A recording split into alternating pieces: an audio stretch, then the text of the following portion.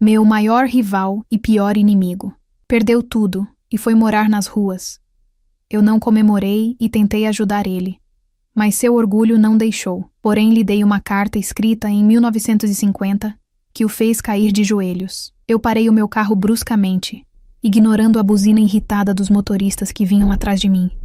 O meu coração parecia querer saltar pelo peito enquanto eu limpava com as mãos, trêmulas, o vidro embaçado pela garoa fina daquela manhã. Eu não podia acreditar no que os meus olhos estavam me mostrando. Ali, sentado em cima de um papelão úmido, entre sacos de lixo e o descaso de quem passava apressado, estava o homem que por 20 anos foi o meu maior pesadelo e a minha maior motivação. Era Marcos, mas não o Marcos que eu conhecia. Onde estava o terno? De corte impecável? Onde estava aquele olhar altivo, quase arrogante, de quem dominava cada centímetro de uma sala de reuniões? O homem diante de mim estava magro, com o rosto encovado e uma barba grisalha e mal cuidada que escondia as feições que eu decorei em tantas disputas de mercado. Ele segurava um copo de plástico descartável, estendendo a mão para os pedestres que sequer o olhavam. Não pode ser, sussurrei para mim mesma, sentindo um nó seco apertar a minha garganta. Nossa rivalidade no setor de tecidos e confecções era lendária. Por 2 décadas, nós fomos como 2 generais em um campo de batalha. Se eu lançava uma coleção de sedas, ele respondia com linhos tecnológicos. Se eu fechava um contrato com um grande revendedor, ele movia mundos e fundos para conquistar o próximo. Era uma dança feroz, cansativa, mas sempre pautada por algo que poucos entendiam: respeito. Marcos nunca jogou sujo comigo. Ele era duro, implacável e competitivo, mas nunca desonesto. Ele me forçava a ser a melhor versão de mim mesma todos os dias, só para não ser engolida pelo talento dele. Eu estacionei o carro de qualquer jeito, numa vaga proibida, e saí, ignorando a chuva que começava a molhar o meu casaco caro. Caminhei lentamente até ele. Cada passo parecia pesar 1 tonelada. Quando cheguei a poucos metros, ele levantou os olhos.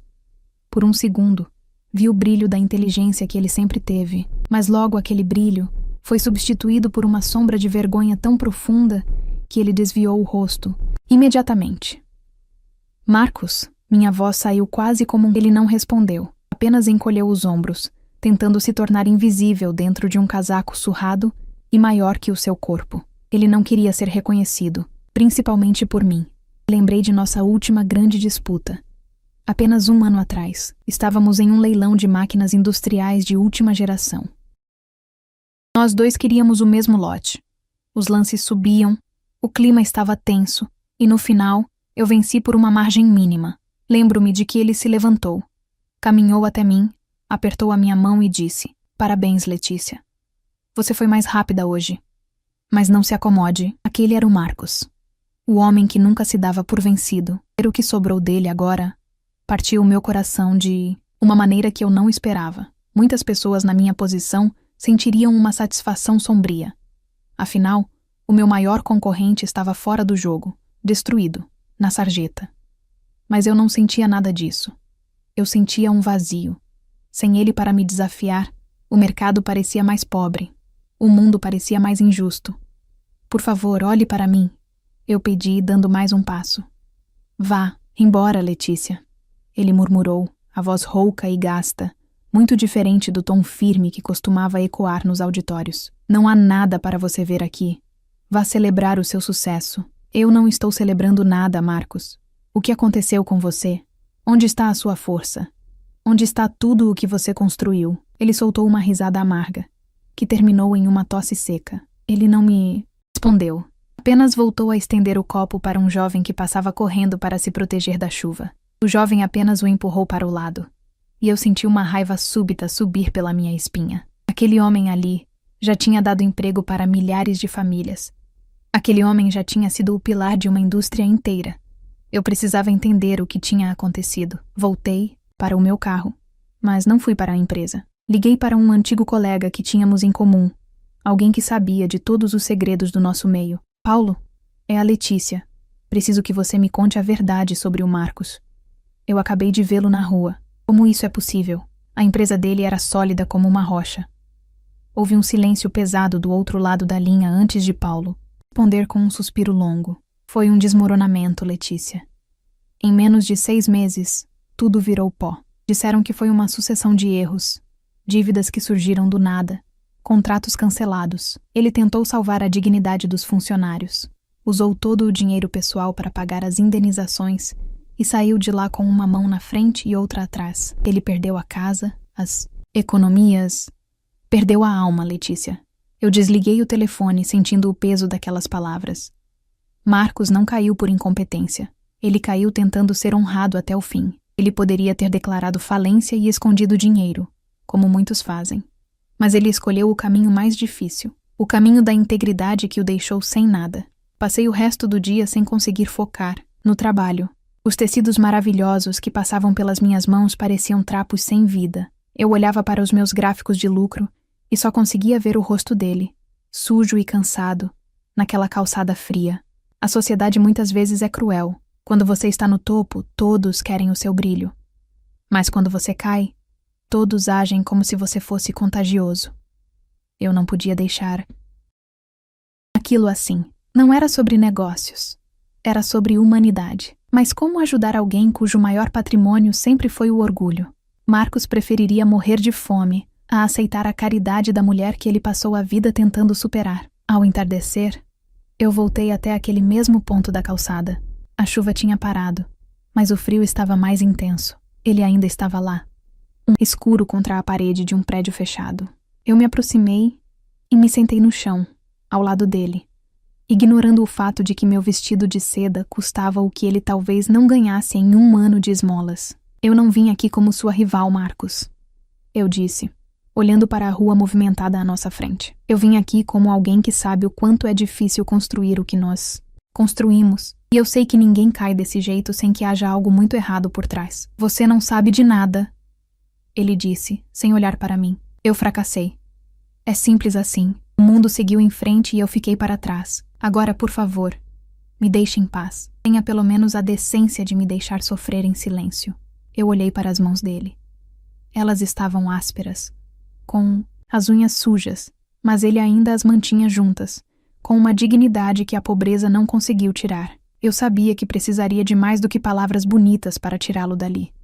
Eu precisaria de uma estratégia, do mesmo jeito que planejava meus ataques no mercado. Mas desta vez, o objetivo não era vencê-lo, mas sim resgatá-lo de si mesmo. Eu me levantei e limpei a poeira da minha roupa. Eu vou voltar amanhã, Marcos. E depois de amanhã. E todos os dias até você entender que eu não estou aqui para tripudiar sobre a sua dor. Eu estou aqui porque o mercado precisa de você. Porque eu preciso de você. Ele não respondeu, mas vi seus dedos apertarem o copo de plástico com força. Eu caminhei de volta para o carro, com o coração pesado, mas com uma certeza. A história de Marcos não terminaria naquela calçada. Eu ainda não sabia como, mas eu o traria de volta. Só que eu não imaginava que o muro que ele levantaria entre nós seria muito mais alto do que qualquer arranha-céu que já tínhamos disputado.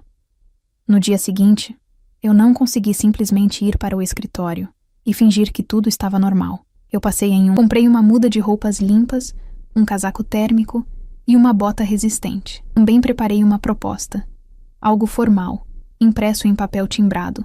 Eu não queria que ele sentisse que era um favor pessoal. Eu queria que ele visse uma oportunidade de negócio.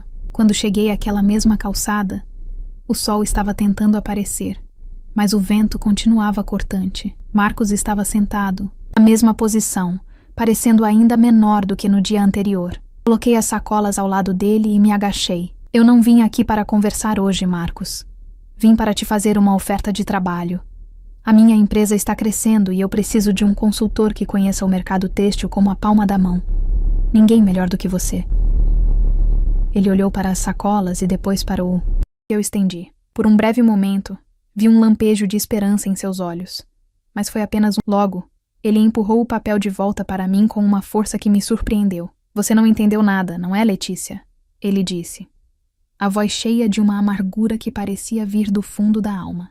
Você acha que pode vir aqui, com seu carro de luxo e suas roupas caras, e me comprar? Você acha que eu vou aceitar ser seu empregado? Não é sobre ser meu empregado, Marcos. É sobre não morrer de frio nesta rua.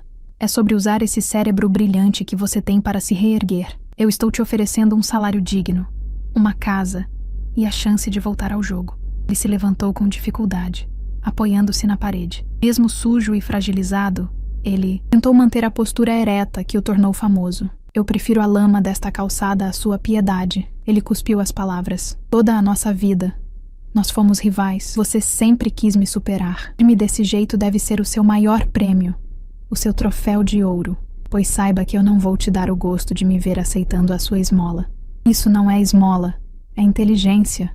Eu gritei, perdendo a paciência pela primeira vez. Você está sendo burro, Marcos.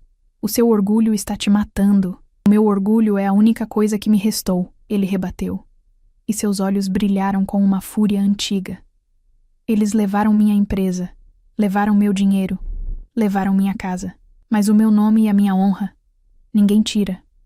Eu vou sair daqui sozinho. Eu vou reconstruir tudo do zero. E quando eu voltar, eu vou retomar cada contrato que você me tirou. Eu vou te destronar, Letícia. Guarde as suas roupas e o seu emprego. Eu não preciso de você. Eu senti um golpe no peito, não pela ameaça dele, mas pela dor de ver um homem tão capaz se afogar em um mar de teimosia. Tentei insistir mais 2 vezes naquela semana. Levei comida quente. Tentei falar sobre os funcionários que sentiam a falta dele. Tentei apelar para a lógica. Em todas as vezes, o resultado foi o mesmo. Insultos, rejeição e aquele muro de orgulho que parecia ficar mais alto a cada tentativa minha. Na última vez que fui lá, ele nem sequer falou comigo. Apenas virou as costas e caminhou para longe, arrastando seus pertences em um saco plástico. Eu fiquei ali, parada no meio da calçada, sentindo-me impotente. Eu tinha o dinheiro, tinha a influência e tinha a vontade, mas eu não podia salvar alguém que não queria ser salvo. Voltei para casa naquela noite e me senti derrotada. Entrei no meu escritório particular, um lugar cheio de livros antigos e lembranças de família. Comecei a remexer em algumas caixas de madeira que pertenceram à minha avó. Ela sempre dizia que a nossa família e a de Marcos tinham uma história longa, muito antes de nós nascermos. Mas nunca tinha entrado em detalhes. Enquanto organizava alguns papéis amarelados pelo tempo, uma pasta de couro velha caiu de uma prateleira alta. De dentro dela, deslizou um envelope que parecia ter sido selado há uma eternidade. O papel era grosso, de uma qualidade que não se faz mais hoje em dia, e no canto superior estava escrita uma data: 15 de dezembro de 1950. Meu coração acelerou. Eu abri o envelope com todo o cuidado do mundo, temendo que o papel se desfizesse nos meus dedos. Quando comecei a ler a caligrafia elegante e firme, perdi o fôlego. Não era uma carta da minha avó. Era uma carta escrita pelo avô do Marcos, endereçada à minha avó. Conforme meus olhos percorriam aquelas linhas, as peças de um quebra-cabeça de décadas começaram a se encaixar. Aquela carta não era apenas um pedaço de papel, era uma confissão desesperada. Era o registro de uma tragédia que se repetiu no passado e que estava acontecendo bem diante dos meus olhos novamente. Eu li e reli cada palavra. Ali estava a explicação para a fome, para a dureza e para aquela necessidade doentia de nunca aceitar ajuda. O avô de Marcos tinha cometido o mesmo erro, e as consequências tinham sido devastadoras para toda a linhagem deles. É isso, murmurei para o silêncio do quarto. É isso que vai quebrá-lo. Eu sabia que as minhas palavras não tinham poder sobre o Marcos, mas as palavras do próprio sangue dele, vindas do além-túmulo, talvez fossem a única chave capaz de abrir aquela cela de orgulho onde ele se trancou. Eu não podia esperar até a manhã seguinte. Peguei o envelope, enfiei no bolso do casaco e saí de casa. A cidade estava escura e silenciosa, mas a minha mente estava a 1000 por hora. Eu ia dar a ele uma última chance, mas desta vez eu não levaria dinheiro, roupas ou promessas de emprego. Eu levaria a verdade. Uma verdade que foi escrita há 75 anos e que esperava por aquele exato momento para ser revelada. Cheguei ao local onde ele costumava se abrigar. O vento soprava forte, espalhando folhas secas pelo chão. Marcos estava deitado, encolhido sob o cobertor fino, que eu o obriguei a aceitar na noite anterior. Ele parecia um fantasma de si mesmo. Eu não disse bom dia ou como você está. Apenas parei na frente dele, tirei o envelope do bolso e segurei-o com força.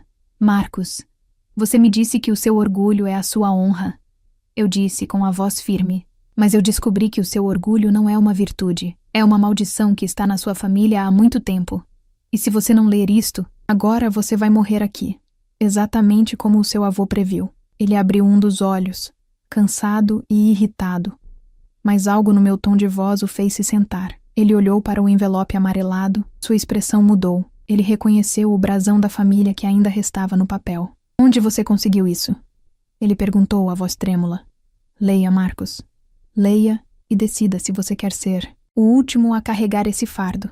Entreguei a carta a ele e me afastei, deixando que o silêncio da noite fosse a única testemunha do que estava prestes a acontecer. Eu recuei alguns passos para dar espaço a ele. O vento soprava entre os prédios, fazendo o papel amarelado vibrar nas mãos trêmulas de Marcos. Ele olhava para o envelope como se segurasse um pedaço de brasa. Por baixo, da sujeira e da barba por fazer, vi sua pele empalidecer.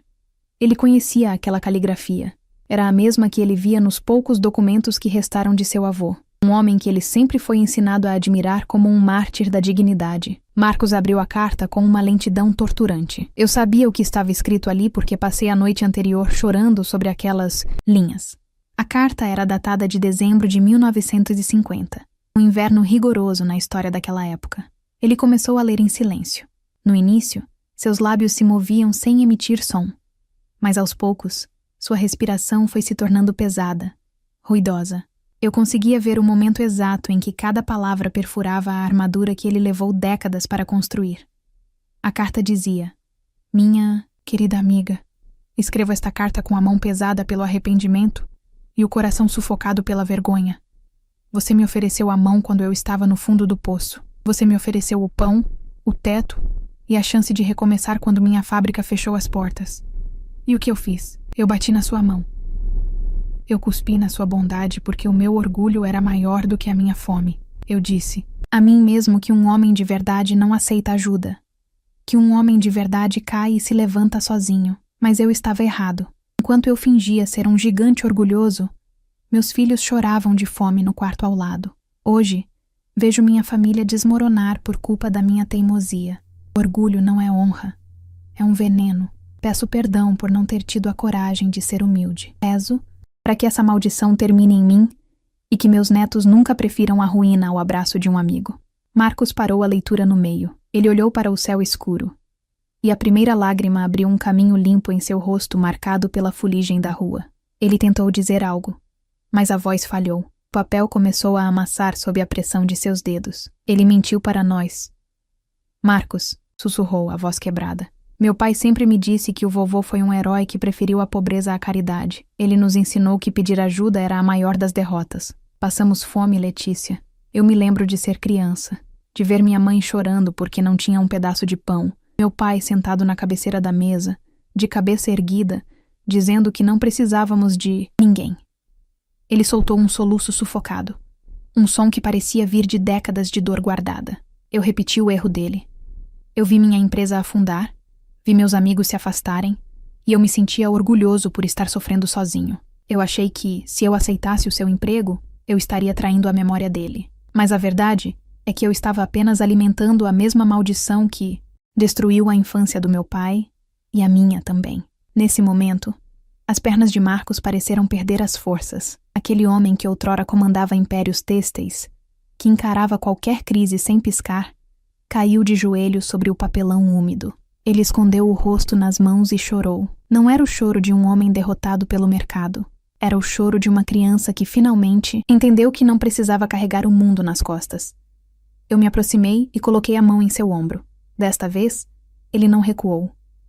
Ele não me mandou ir embora. Marcos, olhe para mim. Eu disse com toda a suavidade que consegui reunir. A sua honra não está no que você possui, ou no quanto você consegue aguentar sozinho. A sua honra está na sua capacidade de reconhecer que somos humanos. Seu avô escreveu essa carta esperando que, um dia, alguém da linhagem dele tivesse a coragem que ele não teve. A coragem de dizer, eu preciso de ajuda. Ele levantou o rosto, os olhos vermelhos e inchados. A arrogância tinha desaparecido. O muro tinha caído. O que restava ali era apenas um homem, despido de todos os títulos, pronto para ser salvo. Por quê? Você está fazendo isso, Letícia? Ele perguntou, limpando o rosto com a manga do casaco velho. Nós brigamos por 20 anos. Eu tentei tirar clientes de você. Eu tentei ser melhor que você em cada detalhe. Por que gastar o seu tempo com alguém que está no chão? Porque sem você, o campo de batalha é solitário, Marcos. E porque eu sei que se os papéis estivessem invertidos, você visse que a minha queda foi causada por uma injustiça e não por falta de talento, você também não conseguiria dormir em... Nós somos rivais, somos companheiros de jornada. E a jornada não termina aqui. Ele apertou a carta contra o peito, como se fosse um tesouro sagrado. Eu passei tanta fome nesta última semana, ele confessou, baixando a cabeça. E cada vez que o meu estômago doía, eu me sentia mais forte por não aceitar nada. Que loucura, não é? Sentir orgulho da própria autodestruição. É uma lição cara. Mas você já pagou o preço total, Marcos. Agora, chega de pagar as dívidas do passado. O seu avô pediu perdão naquela carta. Aceite o perdão dele e aceite a minha mão. Eu estendi a minha mão direita para ele.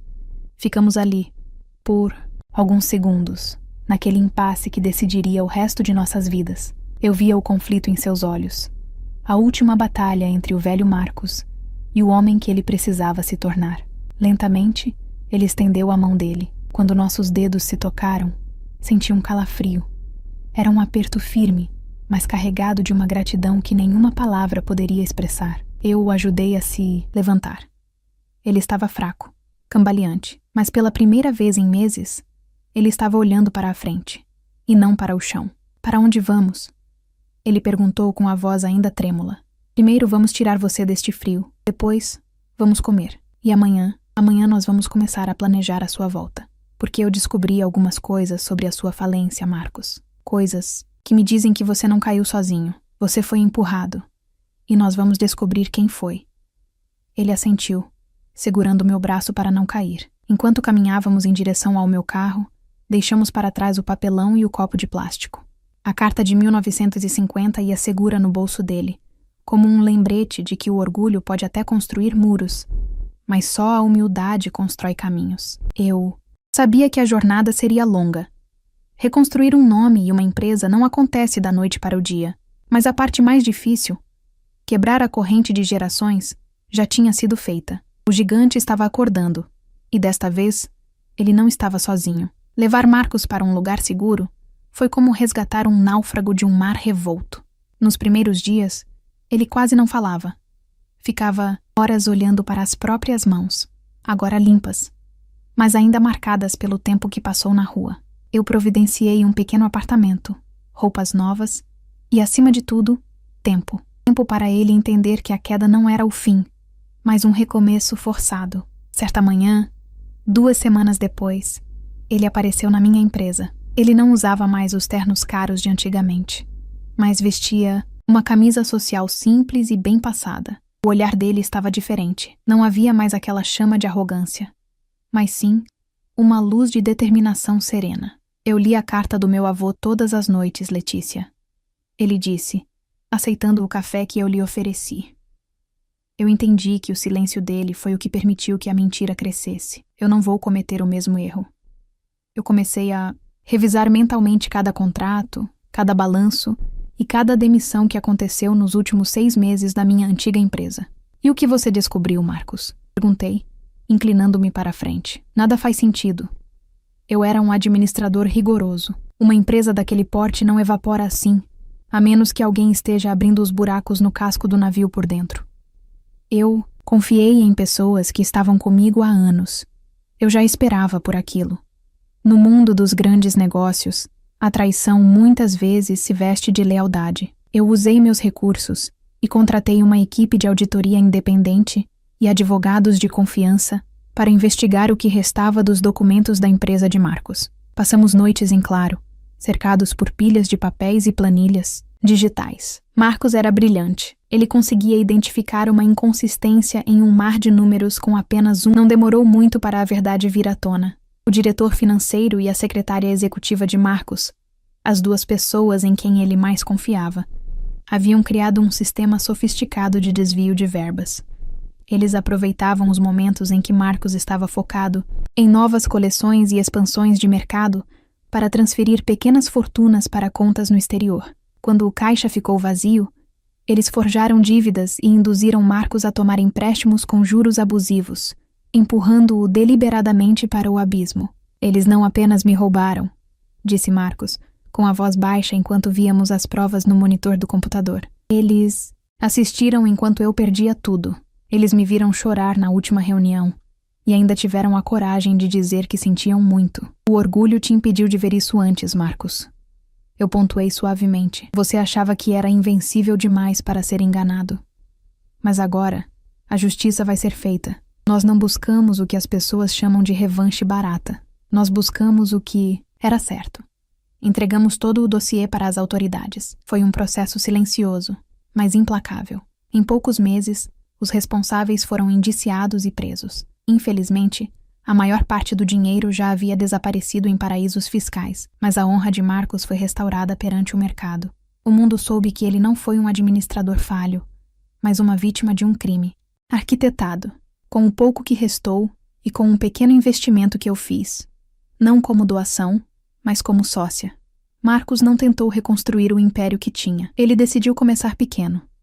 Ele alugou um galpão modesto em um bairro simples e comprou algumas máquinas usadas. Eu não quero mais milhares de funcionários e contratos milionários que me tirem o sono. Ele me disse um dia, enquanto instalava uma das máquinas. Eu quero fazer o que meu avô deveria ter feito. Um negócio honesto, onde eu conheça o nome de cada costureira e onde a qualidade do meu tecido seja o meu único orgulho. 1 ano se passou. Eu estava no meu escritório quando recebi um envelope. Não era amarelado como o de 1950, mas era um papel de carta elegante, com um pequeno pedaço de tecido grampeado no canto. Era um linho azul celeste, o mais macio que eu já tinha tocado na vida. No bilhete, Marcos escreveu: "Este é o primeiro metro da minha nova produção. Você foi a única que não me viu como um fracassado quando eu era apenas um homem no papelão. Obrigado por me ensinar que a maior vitória não é superar os outros, mas superar o que há de pior em nós mesmos." Eu fui visitá-lo na tarde seguinte. O galpão dele estava cheio de vida. O som das máquinas de costura era como uma música de esperança. Ele estava lá, com as mangas da camisa dobradas, carregando um rolo de tecido nos ombros. Quando ele me viu, abriu um sorriso largo, um sorriso que eu nunca tinha visto nos 20 anos de rivalidade. Nós caminhamos até os fundos do galpão, onde ele havia emoldurado a carta de 1950 e a pendurado na parede principal. "Aquela carta salvou a minha vida, Letícia", ele disse, olhando para o papel antigo. "Ela me libertou de uma prisão que eu nem sabia que existia." "E você salvou a memória do seu avô, Marcos", respondi. "Agora, a história da sua família não é mais sobre uma queda causada pelo orgulho, mas sobre um levantamento causado pela amizade." Nós dois rimos, lembrando das brigas bobas do passado. Nossa rivalidade não morreu. Ela se transformou. Ainda disputamos quem tem o melhor acabamento ou o prazo de entrega mais rápido. Mas agora fazemos isso tomando um café no final da tarde, como dois velhos amigos que entendem que a vida é curta demais para se viver sozinho. Eu olhei para o movimento daquela pequena fábrica e senti uma paz profunda. Eu não apenas recuperei eu ganhei um irmão de alma. E ao ver Marcos ali, trabalhando com dignidade e alegria, eu entendi que a superação é a forma mais bonita de mostrar ao mundo que ninguém é pequeno demais que não possa cair, e ninguém é grande demais que não precise de uma mão para se levantar.